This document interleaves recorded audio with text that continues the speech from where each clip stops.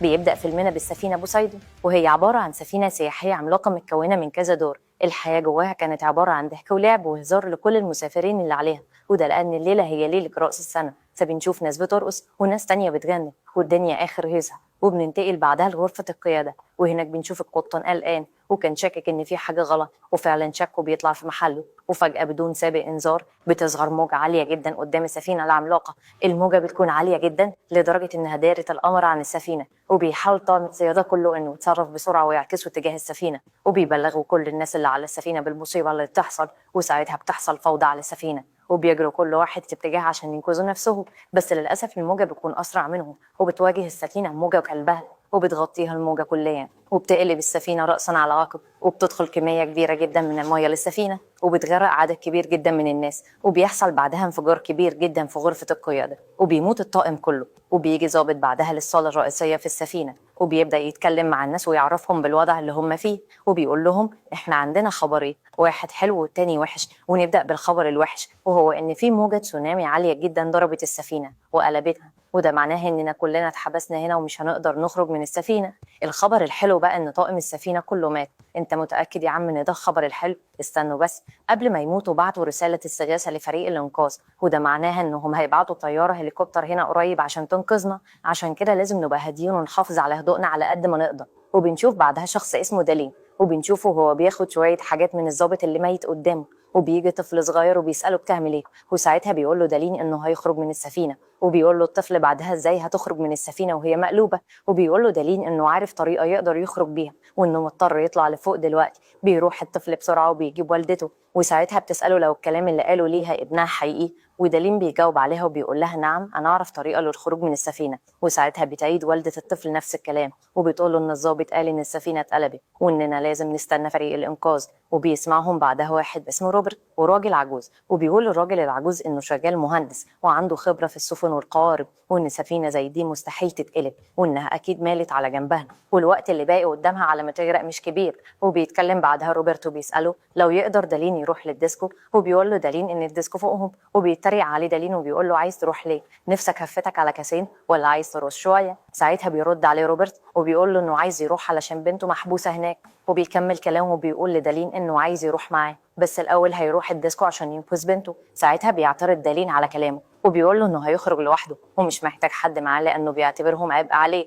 فبيطلب منه روبرت يقول له على اقصر طريق للخروج، وساعتها دالين بيقول له انه لما يعرف الطريق هيقول له. وهنا بيفهم روبرت ان دالين ما عندوش خطة عشان يهرب وانه رايح يجرب حظه. وبعدها بيكلم روبرت واحد من عمال السفينة وبيسأله عن أقرب طريق عشان يخرجوا من هنا، وبيشرح له العامل فعلا الطريق. ساعتها بيقول له روبرت إنه يجي يدلهم على الطريق وهيديله 3 أضعاف مرتبه، وساعتها بيوافق العامل. وبيتكلم روبرت بعدها مع دالين وبيقول له إذا كانت عندك خطة فإحنا معانا الراجل اللي عارف الطريق. وبيوافق دالين أخيرا عن الاقتراح، وبيتجمع الجروب كله وبيمشوا ورا دالين. خطتهم بتكون إنهم هيروحوا لمؤخرة السفينة وهيخرجوا من عند مراوح الدفع، وبمجرد ما يخرجوا من الصالة الرئيسية بتتقفل الأبواب وراهم عشان تمنع دخول أي مياه للصالة. واتحركت المجموعة فعلا عشان ينفذوا خطتهم، بس لما وصلوا لجزء معين لقوا إن الدنيا مقفلة قدامهم، فبيلجأوا للمصعد وبيفتحوا الباب بتاعه بقوة، وبيحطوا بعدها ترابيزة حديد وبيعملوها زي جسر بين البابين. وبيروح دالين بعدها وبيحاول يفتح باب المصعد التاني بالقوة، بس للأسف بيفشل.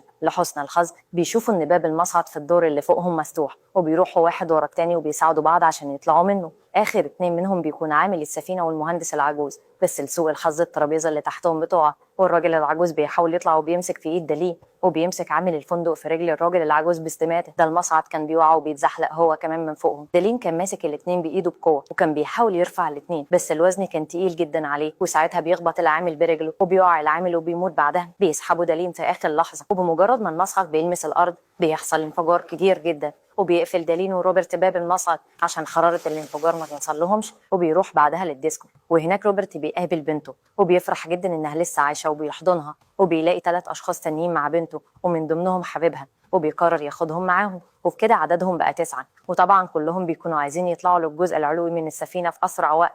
وبيروحوا بعدها لقاعة كبيرة جدا في السفينة ولازم يوصلوا منها للناحية التانية، بس بنشوف ان الدرابزين الحديد اللي بيوصل للناحية التانية اتكسر، وبيضطر افراد المجموعة انهم يخاطروا بحياتهم، وبيعدوا بالراحة من على الدرابزين المكسور، وبينجح فعلا 5 منهم انهم يعدوا بسلام. وبيكون الدور على بنت روبرت، بس بيجي واحد اناني من المجموعة وبيقول لهم ان هو اللي هيعدي الاول، وبيروح على الدرابزين من غير حتى ما يناقشهم. لسوء حظه بينكسر السقف اللي فوقه وبيقع فوقه محرك ضخم، وبيقع الراجل الأناني وبينكسر الدرابزين، وبيقع بعدها ورا المحرك زيت كتير وبيمنع أي حد إنه يعدي الناحية التانية. وبكده وبعد موت الراجل الأناني عدد المجموعة بقى 8، 5 منهم عدوا الناحية التانية و3 منهم لسه، وهم دالين وروبرت وبنته. ساعتها بيتصرف دالين وبيربط حبل تخين في حديدة قدامه وبيمسك طرف الحبل التاني وبينط في المية المولعة. وبما ان الزيت اخف من الميه فالنار ما بتوصلش لدالين تحت الميه، وبينجح فعلا انه يوصل الناحيه التانيه بامان، وده بسبب انه كان في البحريه زمان. وبيربط الحبل اللي ساده معاه في الماسوره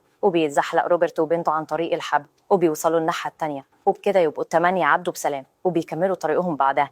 وبننتقل بعدها للصاله الرئيسيه وبنشوف ان الناس اللي موجوده هناك متوتره وخايفه، وده بسبب ان الازاز بدا يحصل فيه شروخ بسبب ضغط الميه، وبينكسر الازاز فعلا بعدها وكل الناس اللي في الصالة بيغرقوا وبيموتوا. وبتسمع المجموعة صرخات الناس وهي بتغرق وبيكونوا زعلانين جدا عليهم. وبعد شوية وبسبب تأثير الإزاز المية بتزيد في المكان اللي المجموعة فيه، فبيقرروا يتحركوا بسرعة قبل ما المية تغرقهم. وبعد ما بيمشوا شوية في السفينة بيكتشفوا إنهم قدام طريق مسدود، وإن المخرج الوحيد قدامهم هي فتحة تهوية صغيرة. وبيدخلوا واحد ورا التاني بسبب إن المكان ضيق. أول واحد من المجموعة كان روبرت، وآخر واحد فيهم هو دالين. وبعد ما بيمشوا شوية في فتحة التهوية بيلاقوا إن المية دخلت ليهم وبدأت ترتفع شوية بشوية. وأول ما بيوصل روبرت لنهاية الفتحة بيلاقي إن في شبكة قوية بتمنع خروجهم. بيحاول روبرت إنه يفتحها بالقوة بس للأسف الشبكة بتكون متثبتة كويس. وبعدها بيمد روبرت صوابعه وبيكتشف إن في مسمار رابط الشبكة دي، بس لسوء الحظ إيده بتكون كبيرة جدا وما بيعرفش يخرجها بره فتحات الشبكة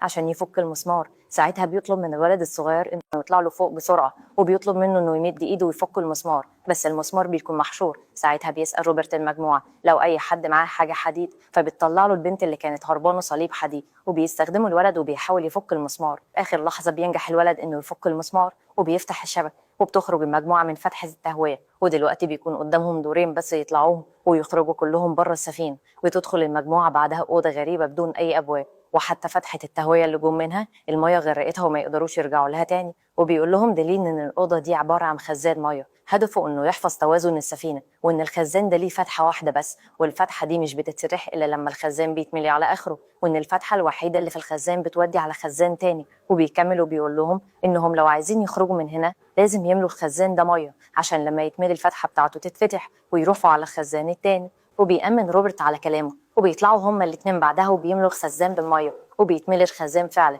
وكلهم بيسجوا النفس الأكيد وبينزلوا عند الفتحة. بس للأسف الفتحة ما فتحتش، وساعتها بنشوف تعابير وشاشهم اللي مليانة حسرة وخوف. بس بعدها بلحظة واحدة الفتحة بتتسكت فجأة وبيخرجوا كلهم بسرعة من الخزان الأول بسبب ضغط المية. بس المشكلة بتاعتهم بتكون لسه ما انتهتش، وده لأنهم لازم يغطسوا تحت المية ويعوموا مسافة معينة عشان يخرجوا من الخزان التاني ويوصلوا الناحية التانية. وفعلا بياخدوا كلهم نفس عميق وبيغطسوا تحت المية وبيحاولوا يعوموا بسرعة عشان يوصلوا الناحية التانية. وللأسف البنت الهربانة الفستان بتاعها بيشبك في سلك ونفسها بيتقطع تحت المية، وعلى الرغم من إن الراجل العجوز أنقذها وخدها معاه بره المية بس البنت بتكون ماتت. بكده المجموعة بتكون قلت واحد كمان وبقى عددهم 7 بس. وبيوصلوا بعدها للأوضة اللي المفروض يخرجوا منها بس بيلاقوا إن المية مغرقاهم. وبيبص دالين بيأس على مكان معين في الأوضة، ولما بتسأل واحدة من المجموعة عن السبب بيقول لها إن المكان الغرقان ده هو اللي كانوا المفروض يخرجوا منه، وإن المسافة كبيرة جدا عليهم ومش هيقدروا يعوموا كل ده تحت المية. أول ما روبرت بيسمع الكلام ده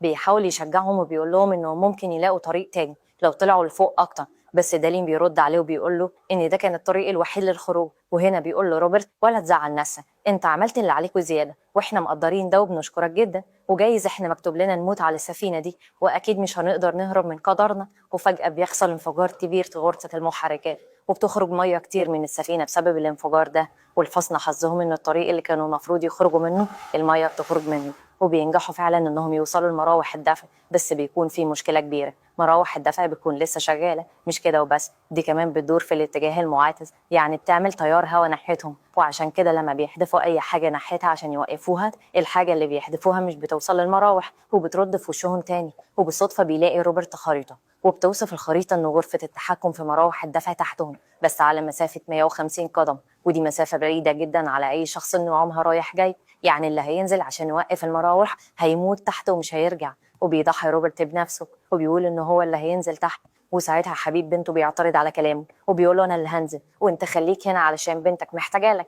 وبتدور خناقة بينهم على مين اللي هينزل، اللي يعني قدامهم وقت يضيعوه في الخناق. وبعد جدال طويل بينزل روبرت وبيضحي بنفسه عشان ينقذ باقي المجموعة. في وسط المناقشة والخناقة والكلام ده كله دالين ما كانش موجود، وده لأنه كان بيدور على الطفل الصغير هو ووالدته، لأن المية عدت طول الطفل وغرقته، والحمد لله لقى الطفل فعلا وأنقذه. وبننتقل بعدها لروبرت اللي نجح أخيرا إنه يوصل لغرفة التحكم، وللأسف بيلاقي إن زرار إغلاق المراوح مكسور، وبيبتدي يحصل له تشنجات تحت المية نتيجة نقص الأكسجين. بس في آخر لحظة بيلاحظ زرار لعكس اتجاه المراوح، وبيضغطه بسرعة مع آخر نفس ليه، وبيموت بعدها. بعد شوية دارين بيشوف إن المراوح ما وقفتش، وبيفتكر إنهم خلاص هيموتوا، وبيبتدي يزعق ويقول هم ما وقفوش ليه. في نفس الوقت بيلاحظ حبيب بنت روبرت إن تيار الهواء اتعكس، وإن ده معناه إن اتجاه المراوح اتعكس، وإنهم حاليا يقدروا يرموا أي حاجة على المراوح بدون ما ترجع لهم تاني. فبيمسك دالين بسرعة اسطوانة كبيرة وبيرميها على المراوح، وبيحصل انفجار كبير جدا بسبب الاسطوانة، وفعلا بتقع في المراوح، وبيخرجوا كلهم من السفينة وبينطوا في المية.